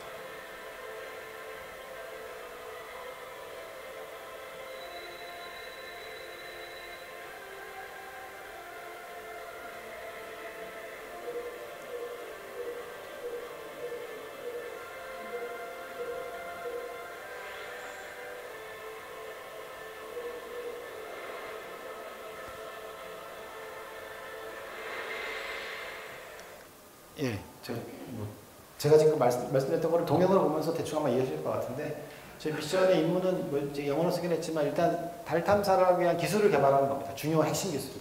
저희 새로운 기술들이 필요할 거고 그 다음에 달에 있는 달의 과학적인 이야기들을 좀 알아내는 과학 연구를 하겠다는 것도 있고 그 다음에 또 한 가지는 어떤 특별하게 새로 개발된 기술들을 달에서 검증해 보겠다. 이런 것들이 가장 중요한 임무들이고요. 실제로 참여 기관들이 굉장히 많습니다. 한국뿐만 하는 게 아니라 국내, 해외 뭐 이런 것들도 있고 특히나 대부분 이제 잘 아시는 게 나사가 같이 저희랑 일을 하고 있죠. 그래서 이런 분들이 다 도와줘서 저희가 일을 하고 있어서 제가 뭐 여기 있는 분들 대부분 다 만난 것도 아니고 일부만 이제 알고 있는 상황이지만 굉장히 많은 사람들이 실제로 일을 하게 됩니다. 그리고 실제로 보면 위성이 있고요. 달에 가서 돌아가고 있는 이 탐사선, TFLO가 있고, 그 다음에 지상국이 또 있어야 돼요. 지상국은 뭐냐면, 이 위성에다 명령을 보내고, 위성에서 만약에 어떤 촬영을 하면 사진을 보내고, 사진을 봐서 처리하고, 그리고 중간에 당연히 뭐가 있냐면, 안테나가 있어야겠죠. 안테나가 필요합니다. 이거는 이제 그 지상국에서 보면 뭐 굉장히 복잡합니다. 이게 단순한 게 아니라, 안에서 굉장히 많은 일들이 벌어지고 있어요. 그러니까 위성에 명령을 보내고, 위성에서 신호를 받아 처리하고, 명령을 다 데이터를 받고, 데이터 받은 걸 처리하고, 또 데이터를 다가 배포하고, 이런 것들을 다 이제 지상국에서 하게 됩니다. 그래서 다누리 비행 모델을 실제로 조립하게 되는데, 이게 예를 들면 모든 부품이 다 모이면 모든 부품을 다 앞에 펼쳐놓고 선으로 연결을 일단 해봅니다. 위성을 만들기 전에. 선들이 제대로 연결되어 있는지, 부품들이 작동하는지 확인을 해야겠죠. 그 다음에 하나씩 조립을 해 나가기 시작하죠. 조립을 해 나가기 시작해서 점점 이제 위성의 모양이 만들어지게 되고, 위성을 어느 정도 조립을 끝나고 나게 되면 이제 소위 말해서 우주 환경 실험을 하게 됩니다. 우주는 아주 차갑고 진공이잖아요. 그래서 그런 것과 똑같은 현상을 만들어 놓고 테스트하고 등등 많은 것들을 계속 테스트해서 이제 발사가 되기 몇 달 전에 이제 최종 테스트 만들고 테스트 끝내서 이제 준비를 하게 되는 거고요. 실제로 보면 이 우주선 탐사선을 개발하는 게 여기는 요거 단어 그대로입니다. 조립하고 시험하고 또 시험합니다. 계속 시험을 할 수밖에 없는 게 이게 굉장히 많은 부품들의 결합이에요. 그래서 우리가 모든 경우를 고려하기가 뭐 자동차만 되더라도 자동차 만들고 나서 회사에서 리콜들 가끔 하잖아요. 근데 그 리콜하는 이유는 뭐냐면 만들 동안에 확인 못했던 부분들이 있으니까 당연히 리콜합니다. 근데 이 우주선 리콜이 안 됩니다. 안타깝게도 리콜할 수가 없어서 그 리콜할 수 없는 상황을 갖다가 안 만들기 위해서 할 수 있는 게 뭐냐? 이게 시험 그리고 또 시험할 수밖에 없는 거죠. 이게 계속 반복되는 겁니다. 그래서 어렵습니다. 그래서 이게 왜 이렇게 시간이 많이 걸려라는 말을 하는데 많이 걸 수밖에 없어요. 시험을 계속 해야 되기 때문에. 시험하다 보면 예상하지 못했던 문제가 나오면 그거 해결해야 되겠죠. 해결하려고 그러면 다시 공정으로 보내야 될 때도 있고 아니면 뭐 외국으로 보내야 될 때도 있고 여러 가지 사건들이 생기기 때문에 기본적으로 시간이 많이 들고 그런 일이 생길 때마다 발사하는 날짜가 점점 뒤로 밀리는 거죠. 우리가 많이 경험하는 것들이 그래서 그렇습니다. 그래서 저희가 이제 굉장히 많은 시험을 합니다. 그래서 우주환경 실험도 하고 얼마나 정렬이 잘 됐는지 시험을 하기도 하고 근데 두 가지 시험이 있는데 이게 이제 하이겐 안테나라고 안테나를 전개하는 시험, 움직이는 시험인데 아까 발사하자마자 이 태양 전지판이 전개가 돼야 된다고 그랬잖아요. 그런 시험들을 계속 합니다. 그래서 질문은 제가 한 가지 드릴게요. 이것도 선물 줄 텐데 여기 보면 이게 끈들이 있어요. 끈들이 왜 있을 것 같아요? 이제 좀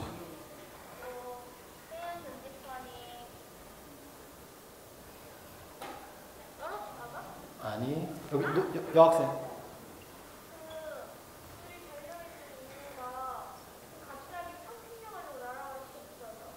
아닌 것 같죠? 뒤쪽에 학생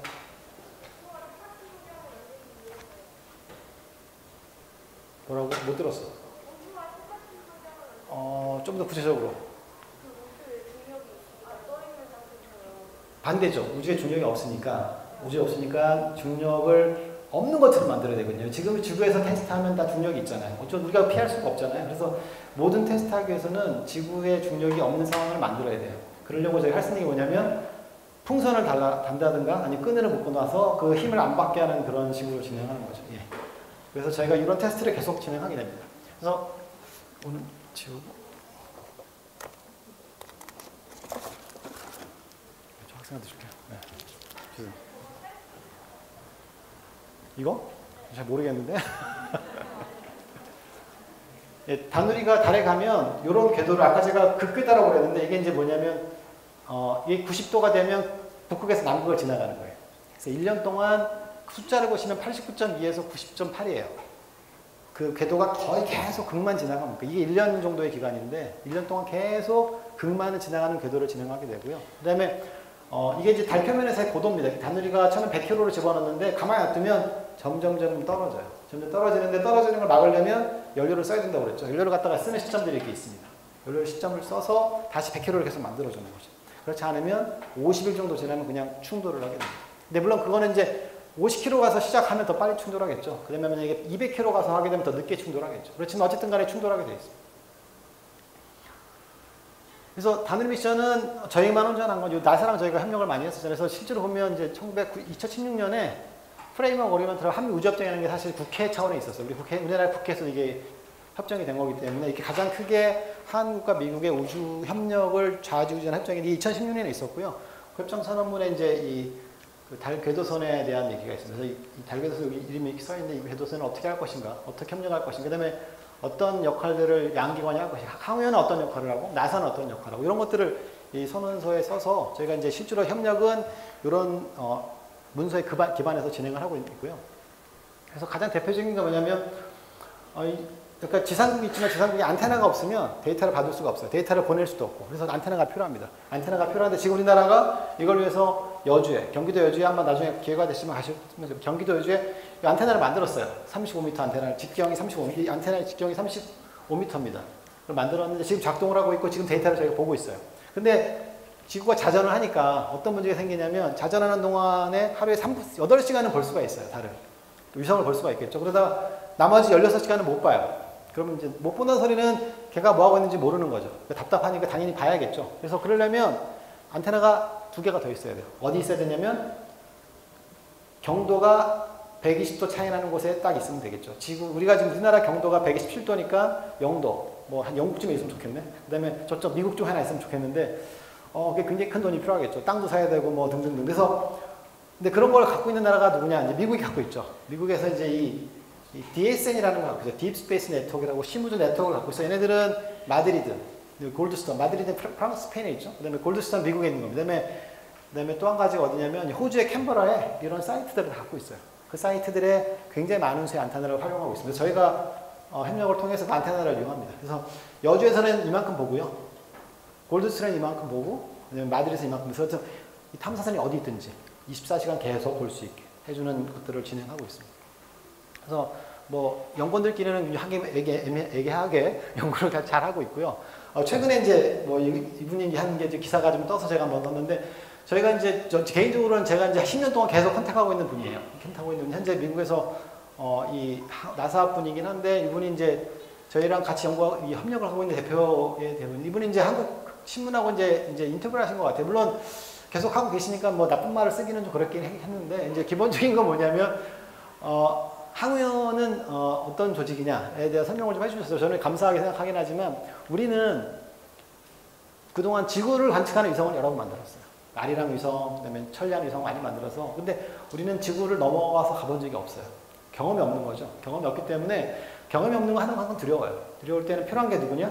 선생님. 선생님이 있으면 일하기 편합니다. 만약에 선생님이 일로 가. 이건 아닌 것 같아. 라고 말해주면 그 자체가 되게 큰 힘이죠. 그래서 이제 어떻게 보면 저희한테 나사는 협력의 당사자긴 하지만 한편으로는 잘 모르는 걸 가르쳐준 선생님 같은 역할도 한 것들도 있어요. 그래서 그런 분들의 평가가 굉장히 좋게 나와서 저는 감사하게 생각하고 있고 그래서 그것 때문에 성공한 것도 있지 않을까라는 생각을 좀 하고 있습니다.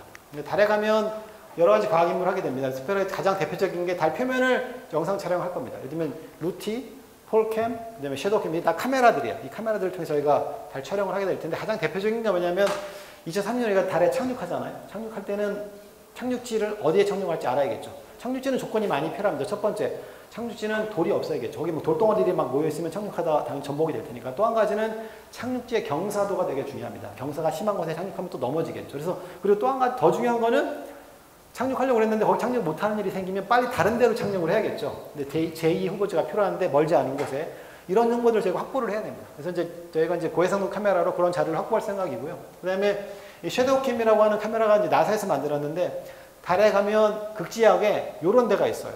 PSR 무슨 말인지 모르겠는데 이거 번역을 하면 영구 음영 지역이라고 표현합니다. 음영이라는 말은 이제 그림자가 진다는 뜻입니다. 그러니까 근데 영구란 말이니까 영원히 그림자가 지는 거죠. 그 말은 뭐냐면 영원히 햇빛이 도달하지 않는다는 뜻입니다. 달의 극지역에 그런 곳들이 있어요. 왜 그러냐면 달을 자세히 보면 달의 이제 자전축이 그 공전면하고 거의 수직이에요. 그리고 공전면 있는 곳에 저쪽에 뭐가 있냐면 태양이 있잖아요. 태양빛이 옆에서 와요. 그러니까 달의 극지역 남극이나 북극에 가서 태양을 보면 항상 태양이 지평선에 있어요. 지구는 23.5도 기울어져 있으니까 항상 지평선에 있는 건 아니죠. 어떨 때는 극지방에 가도 뭐 꽤 높은 고도에 있을 수도 있고. 그래서 우리 지구의 경우에는 어디든 지구에 있는 어떤 곳이든 만약에 표면에 있는 나무 같은 거 다 걷어낸다 그러면 햇빛이 안 들어가는 데가 없을 거예요. 1년 내내. 그런 거 내가 한 번도 없어요. 근데 달의 자전축이 거의 수직으로 있기 때문에 달 극지역이 항상 지평면에서 태양이 비치는데 극지역에 어떤 데가 있냐면 크레이터가 있어요. 크레이터가 있으면 크레이터는 이제 이렇게 쑥 올라가 있고 그 안에는 쏙 들어가 있잖아요. 그럼 크레이터 속에 들어가 있으면 그 안에는 1년 내내 영원히 태양빛을 못 보게 되겠죠. 근데 태양빛을 못 보는 게 어떻게 왜 중요하냐면 달은 낮에는 태양빛이 비칠 때 135도 정도까지 올라간다고 해요. 거기 물이 있었다. 어떻게 되죠? 증발해서 없어지겠죠. 얼음이 있었다? 녹았겠죠. 근데 영구명 지역에 만약에 뭐가 있었다. 얼음이 있었다. 그게 그대로 보존이 돼 있을 거예요. 그래서 가서 캘 수 있겠죠. 우리가 있으면.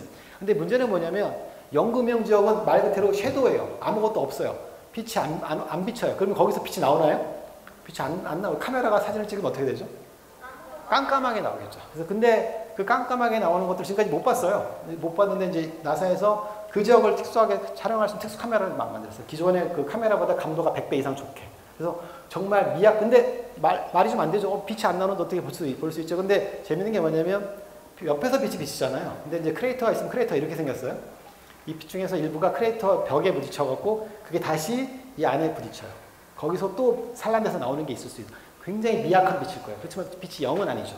그 미약한 빛을 이제 받을 수 있는 카메라가 이제 섀도우캠이 되는 거죠. 그래서 섀도우캠을 통해서 그동안 우리가 몰랐던, 볼 수 없었던 곳을 보고, 첫 번째, 거기가 정말 얼음이 있는지, 두 번째, 그 지역이 어떻게 생겼는지, 예를 들면 차가 갈 수 있는 지역인지, 돌덩어리 너무 많아서 못 가는 데인지, 아니면 돌이 하나도 없는지, 로버가 들어가서 차가 돌아다녀야 되는데 갈 수 이런 걸 조사를 할 필요가 있겠죠. 2025년에 아르테미스가 가게 되면 그런 거 하게 될 텐데 그 지역의 지형, 그 다음에 탐사가 가능한지, 자원이 있는지 하는 것들을 이제 기본적으로 알기 위한 것들에서 이 미국 입장에서는 이제 아르테미스 미션을 서포트하기 위해서는 이 섀도우캠의 촬영을 되게 잘할 필요가 있습니다. 그래서 저희를 선택했다는 건 어떻게 보면 이런 것에 대한 어떤 기대치가 있던 것이고 한국이 갖고 있는 저력들을 인정해주는 그런 측면도 있을 거고요.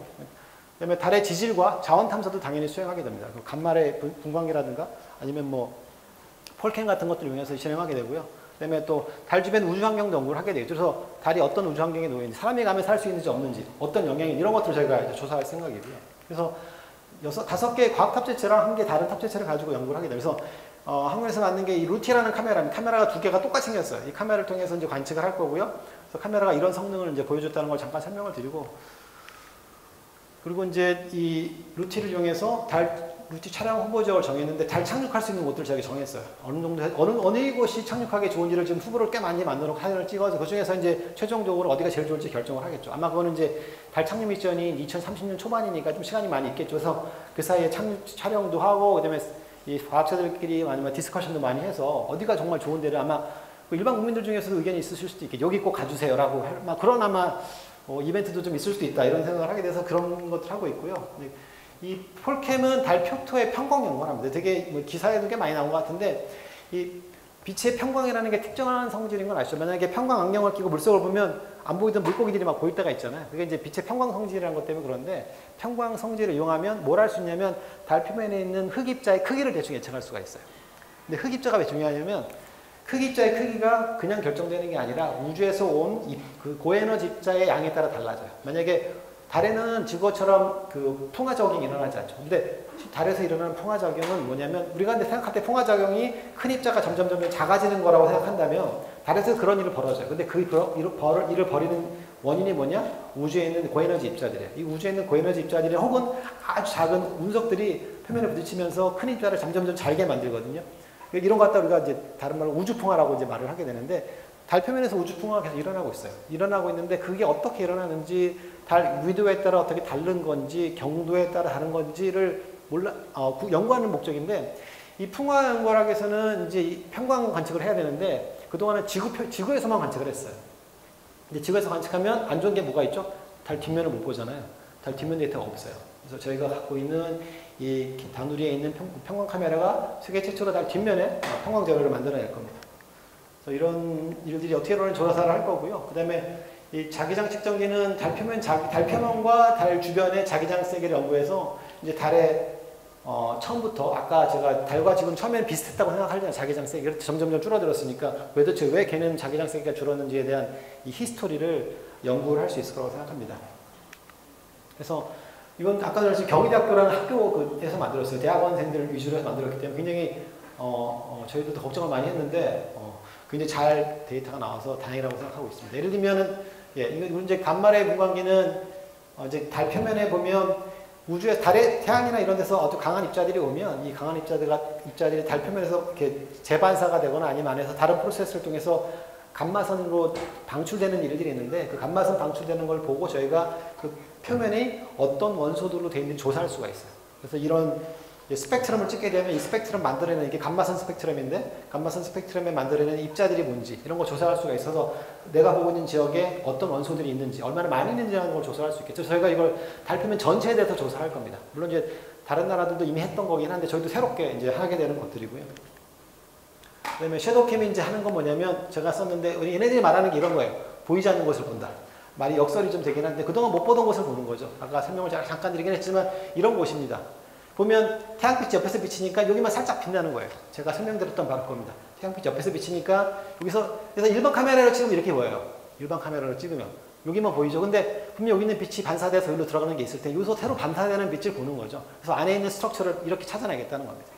그래서 실제로 상상은 얘가 진행하면서 주변은 이제 깜깜하고요. 그래서 여기만 보겠다는 거죠. 그래서 이 섀도우 캠의 문제는 뭐냐면 밝은 거를 볼 수가 없어요.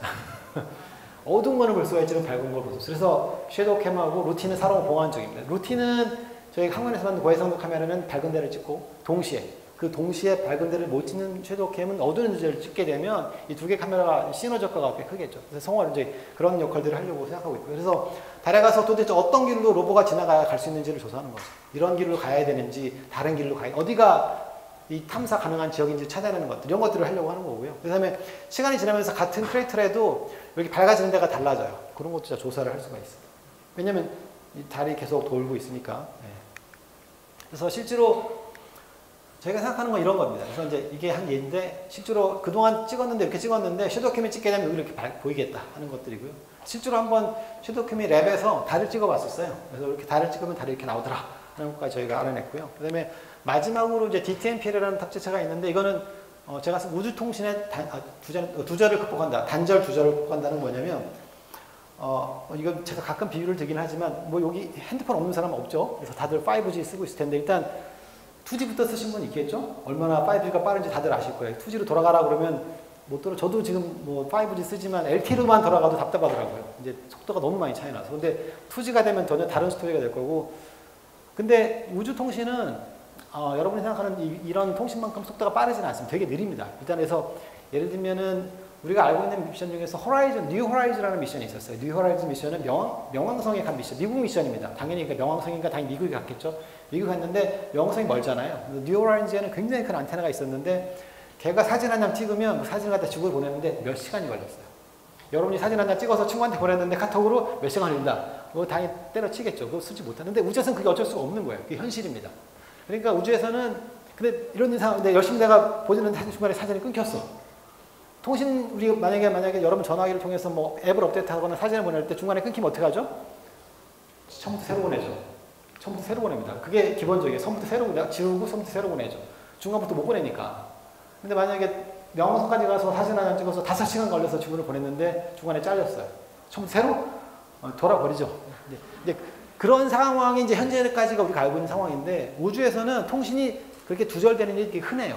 기계적인 결함? 아니면 뭐 달 같은 경우는 통신 열심히 하고 있다가 몰랐는데 갑자기 달 뒤로 갔어. 자연스럽게 통신이 안 되겠죠. 이런 일이 비일비재하게 일어나게 됩니다. 그래서 우주통신은 내가 원하지 않는 시간에 두절이 생겨요. 단절이 생기고. 그리고 그러면 새로 시작을 해야 되는데 그러기엔 너무 시간이 아깝고 힘들고 등등이 어려우니까 이제 새로운 방식의 통신해보자는 거죠. 뭐냐면 중단됐던 데서 다시 시작하자.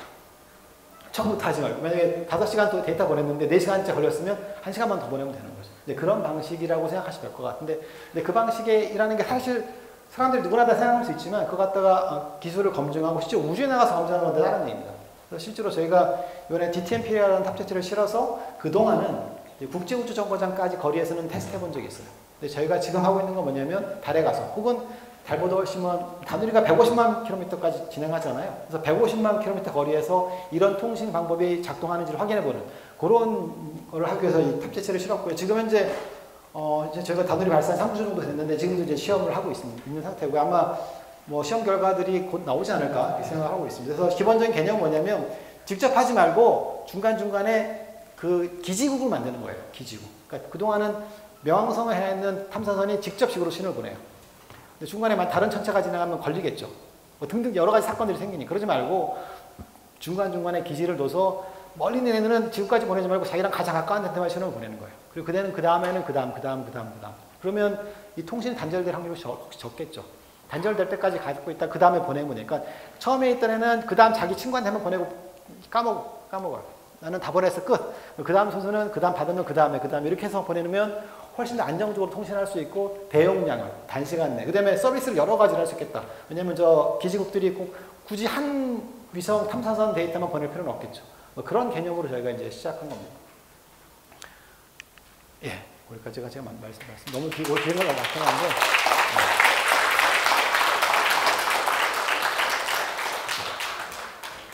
감사합니다.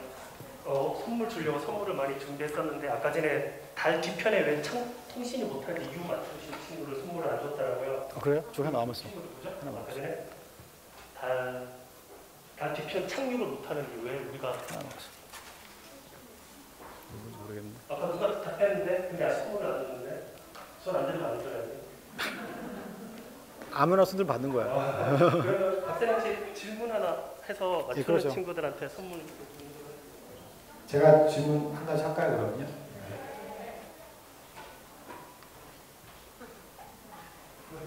너무 어려운 걸 질문하면 안 되니까 좀 쉬운 걸로 질문을 하려고 할게요.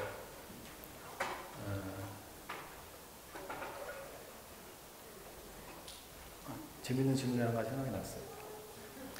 여러분 신윤복이라는 화가 혹시 아세요? 우리 좀 이따가 보게 될 때 신윤복. 신윤복이라는 화가 몰라요. 기본부터 신윤복 아시죠? 신윤복이라는 화가가 그림을 그린 게 있어요. 여기 앉아 계신 분들 중에 본 사람도 있을 것 같긴 한데 관심 있게 뭐라고 했지? 제목? 월하정인. 월하정인이라는 게 연인들이잖아요. 그래서 젊은 사람들 저는 그림을 잘 몰라갖고 근데 두 분 젊은 사람들이 밤에 이제 만나는 그런 그림인 것 같아요. 근데 그 뒤에 보면 근데 그 날짜를 보면 날짜는 정확히 모르겠는데 그 달이 중천에 떠 있어요. 달이 중천에 떠 있는데 달이 초승달로 보이네? 무슨 일이죠? 손 들고. 오케이. 달이 중천에 떠 있을 때 초승달처럼 보이는 건 월식밖에 없겠죠. 왜냐면 우리가 알고 있는 초승달은 항상 지평선 가까이만 있죠. 그래서 금음달도 마찬가지고. 예, 감사합니다. 네. 혹시 이런 기회가 많이 없는데 혹시 질문 있나요? 다누리에 관련해서 박사님께서 대답해 주실 수도 있을 것 같은데 혹시 질문 있으신지 저 마이크가 하나밖에 없어서 크게 한번 얘기해 주세요. 네, 질문해 주세요.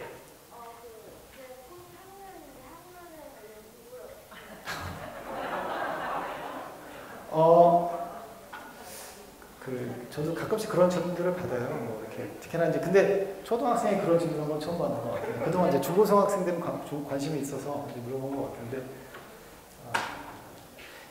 이제 이런 걸 좀 말씀드릴게요. 제가 이제 2013년부터 이제 저희가 나사랑 같이 굉장히 많이 저 개인적으로 굉장히 많이 일을 해서 이 다누리 미션 연구부터 같이 협력을 하는 사람들이 많았었는데 그 중에는 이제 사이언티스트도 있고 엔지니어도 있고 여러 분의 사람이 있었어요. 근데 그 중에 젊은 엔지니어 분이 있었는데 이분이 이제 그 미국의 그 메릴랜드주의 그 고다드 스페이스 플라이 센터라는 데 근무를 하고 계셨고, 그다음에 엔지니어인데 코딩하고 뭐 그 프로그램 짜고 이런 걸 하는 분이었던 걸 기억나요. 근데 저희들하고 같이 뭐 몇 년 동안 같이 일을 했는데 하루인가 뭐 이런 얘기를 하더라고요. 자기는 잘 몰랐는데 영국에 놀러 갔는데 사람들이 나사 티셔츠를 그렇게 입고 다니더라. 그걸 보고 나서 정말 나는 내가 하는 일이 정말 가치가 있다는 일들을 느끼게 된다. 이런 말씀을 하시더라고요. 그래서 그래? 우리 학원은 그 정도는 아닌데 이런 생각을 하게 됐는데 최근에 미국에서 가장 직장 만족도가 높은 기업 직장 중에 하나가 나사라는 얘기가 있었던 걸 본 적이 있어요. 근데 이제 나사에 근무하는 사람들입니다. 근무하는 사람들 중에서 생각하는 게 그렇다는 거예요. 그렇다는 자기들이 나사에 들어와서 일을 하고 보니 만족도가 높다. 만족도가 높다는 건 여러 가지 의미겠죠. 그야말로 뭔가 새로운 일을 한다는 거에 대한 느낌, 그다음에 뭐 대우가 좋을 수도 있겠죠. 뭐 제가 그것까지 잘 모르겠지만, 근데 이제 안타깝게도 학원에 있는 젊은 연구원들이 그런 비슷한 느낌을 갖고 있으면 좋겠는데 사실 그렇지는 않은 것 같아요. 최근에 뭐 여러분들 뭐 기사도 좀 보셨죠. 뭐 처우가 어쩌면 뭐 대우가 어쩌든 뭐 어쩌고 저쩌고 나왔는데, 근데 그런 거 볼 때마다 사실 저는 느끼는 게 이제 그 새롭게 사회를 들어와서 이제 뭔가 새로운 전문직을 찾는 사람들한테 야, 너 황명훈 와봐, 너 잘할 수 있을 것 같아, 와, 이런 얘기를 했으면 좋다고 생각이 들어요. 그리고 사실 뭐 당연하지만 회사에 있거나 연구에 있는 사람들은 고급 인력이 오는 걸 좋아하죠. 당연히 똑똑한 분들이 오시면 좋고, 그렇지만 뭐 제가 볼 때 제가 설명 아까 드렸지만 이 달 탐사에 같이 했던 사람들이 엄청 많다는 거 보여드렸잖아요. 그래서 이 우주 탐사라는 거를 꼭 항우연만 언덕 와서만 하는 건 아닌 것 같고요. 앞으로는 아마 지금까지는 그랬을지 앞으로는 점점 민간으로 이제 바뀔 것 같기도 해서 이제 한 가지 드는 생각은 우주 관련 일을 하고 싶은 거는 굉장히 초이스가 많다. 선택할 수 있는 게 되게 많다는 거 먼저 말씀을 드리고요. 그 중에 하나가 이제 항공우주연구원에 들어오는 것도 한 가지 선택이라고 된다고 생각이 되는데, 저는 뭐 공부를 많이 하는 건 좋은데 이제 강조를 가끔 하는 게 뭐냐면 일단 꿈을 계속 유지하는 게 제일 중요하다고 생각하고요. 그다음에 여러분이 만약에 전자공학을 하든 항공우주학과를 가든 저처럼 저는 천문학 전공한 사람이에요. 저처럼 천문학을 전공하든 상관없이 그 끝은 항공우주원에 올 수 있는 가능성은 누구나 다 열다고 생각하는데 물론 그 안에서 뭔가 재능이 좀 필요하긴 하겠지만 제가 볼 때는 뭐 엄청나게 공부해서 전국 수석을 다툴 필요는 없다고 생각하고요. 그래서 꿈을 갖는 게 제일 중요하다고 생각이 들고 근데 그 이제 사람이 살다 보면 꿈이라는 게 좀 이제 퇴색되기도 하잖아요. 근데 그걸 유지하는 것가 제일 중요하지 않을까 항상 그렇게 생각해서 꿈이 있으면 계속 꿈을 유지하는 게 좀 좋다고 생각이 들고 그리고 지금은 모르겠지만 커면 점점점 거기에 자기가 시간을 많이 쏟을 거 아니에요. 그럼 당연히 자연스럽게 결과는 나올 거라고 생각해요. 예, 저는. 그리고 또 굳이 내가 우주를 하는데 꼭 항우연만 하겠다. 이것도 앞으로는 솔루션이 아닐 수 있어요. 여러 가지 여러분의 기회가 많이 있고 그리고 자기 탤런트가 더 다른 거 하는 게 있을 수도 있잖아요. 나는 기업 우주 탐사라는 기업을 만들 수도 있겠다. 이런 생각도 저는 한다고 생각이 들어요. 그런 것들이 더욱더 크게 공헌할 수 있는 길일 수도 있다고 생각이 들어서 여러 가지 가능성 항상 갖고 계셨으면 좋겠어요. 네.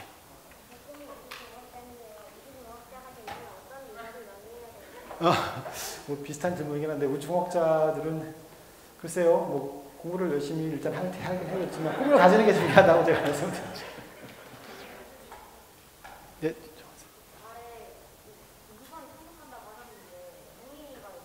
이번에 저희가 2030년에 보내는 건 무인 탐사선입니다. 아까 그랬지만 사람을 보내는 거는 이제 제가 실제로 또 한 가지 드리면 미국에 이제 사람을 보냈잖아요. 그래서 소련이 되게 열받았는지 자기도 사람 보냈다고 열심히 노력을 했는데 소련이 결국 못 보냈어요. 그 우주선 발사체가 두세 번 폭발을 하기도 했었고 해갖고 그리고 만약에 무인 탐사선을 사람 보내는 돈이 100이 된다고 그러면 유인을 보내는 건 아마 10배 이상 들 거예요. 그러니까 이게 굉장히 완전히 다른 레벨. 왜냐하면 사람을 살려서 데려와야 되잖아요. 사람을 살려서 데려오는 거는 전혀 새로운 개념이 필요한 거예요. 그러니까 그 로봇을 보내는 건 다른 거기 때문에 위험성도 높고 그다음에 그거를 예를 들면 이런 겁니다. 예를 들면 발사가 될 때 어떤 일이 생기냐면 지구에서 발사할 때 따지는 것 중에 하나가 뭐냐면 지구 근처에 굉장히 많은 물체들이 있어요.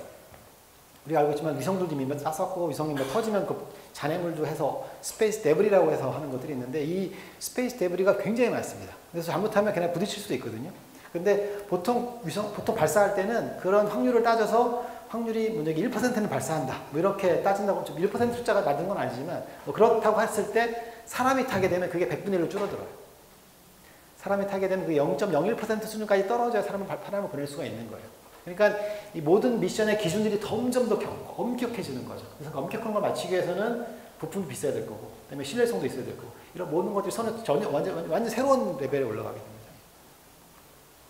얼마 전에 뉴스 봤는데 그 중국에서 발사한 위성체가 뭐 어디로 쏘아지는가에 대해서 봤어요. 네. 근데 1년 동안 임무를 마치고 나면 걔는 어디 쓰레기를 되는 건지 아니면 귀향을 하는 건지 네, 일단 첫 번째는 1년 임무를 하고 나서 연료가 충분히 남으면 임무를 연장할 수도 있어요.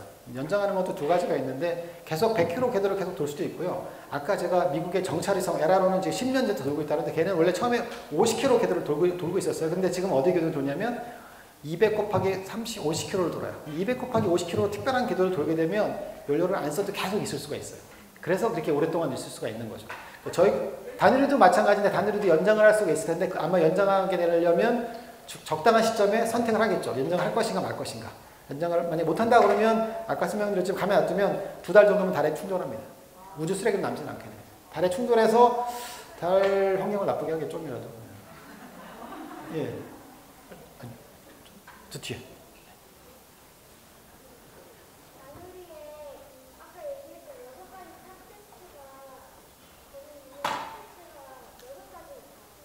예, 6가지가 다예요.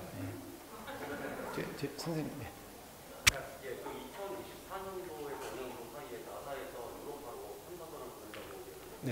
저희 항공연에서 달 위에 탐사선을 일단 지금은 달 착륙선이 당장은 계획되어 있고요. 근데 한 가지 안타까웠던 게 이제 원래 2029년에 그 소행성 중에서 아포피스라는 게 이제 지구 근처로 근접한다고 해서 원래 그 아포피스에 탐사선을 보내는 것이 이제 진행이 됐다가 그 예타를 통과하지 못해서 그 사업이 진행되지 못했고요. 그 다음에 순서대로 저희가 하려고 하는 것 같아요. 일단은 그래서 지금은 이제 아마 큐브셋 같은 작은 위성들은 뭐 계획하고 있는 게 있지만 큰 미션들은 달 착륙선이 착륙하고 나면 이제 말씀 소행성이라든가 아니면 화성에 보내는 것이 이제 당장은 목표인 것 같고요.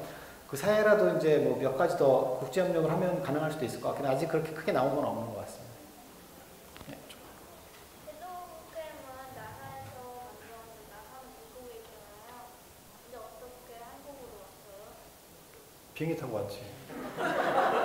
섀도우캠은 비행기 타고 한국에 와서요. 아까 저희가 조립이란 단어 제가 조립을 저희가 했어요.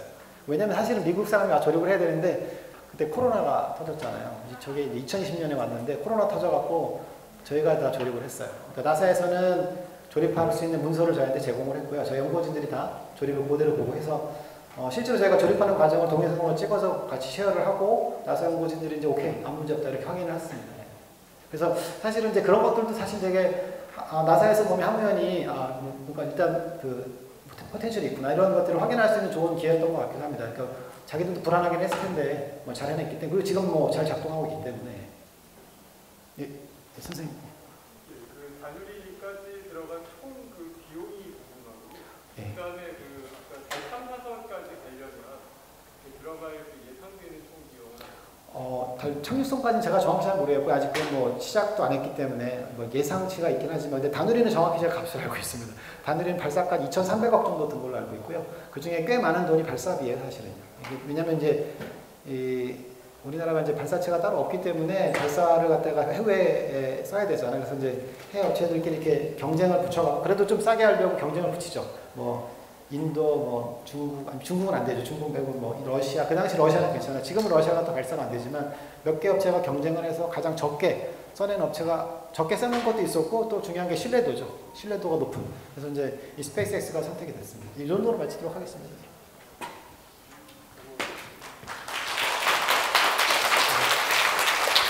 시간이 없고 그래서 이 정도에서 끝나기로 하고 혹시 또 개인적으로 질문이 있으시면 이제 마치고 이제 질문해 주시면 될 것 같아요.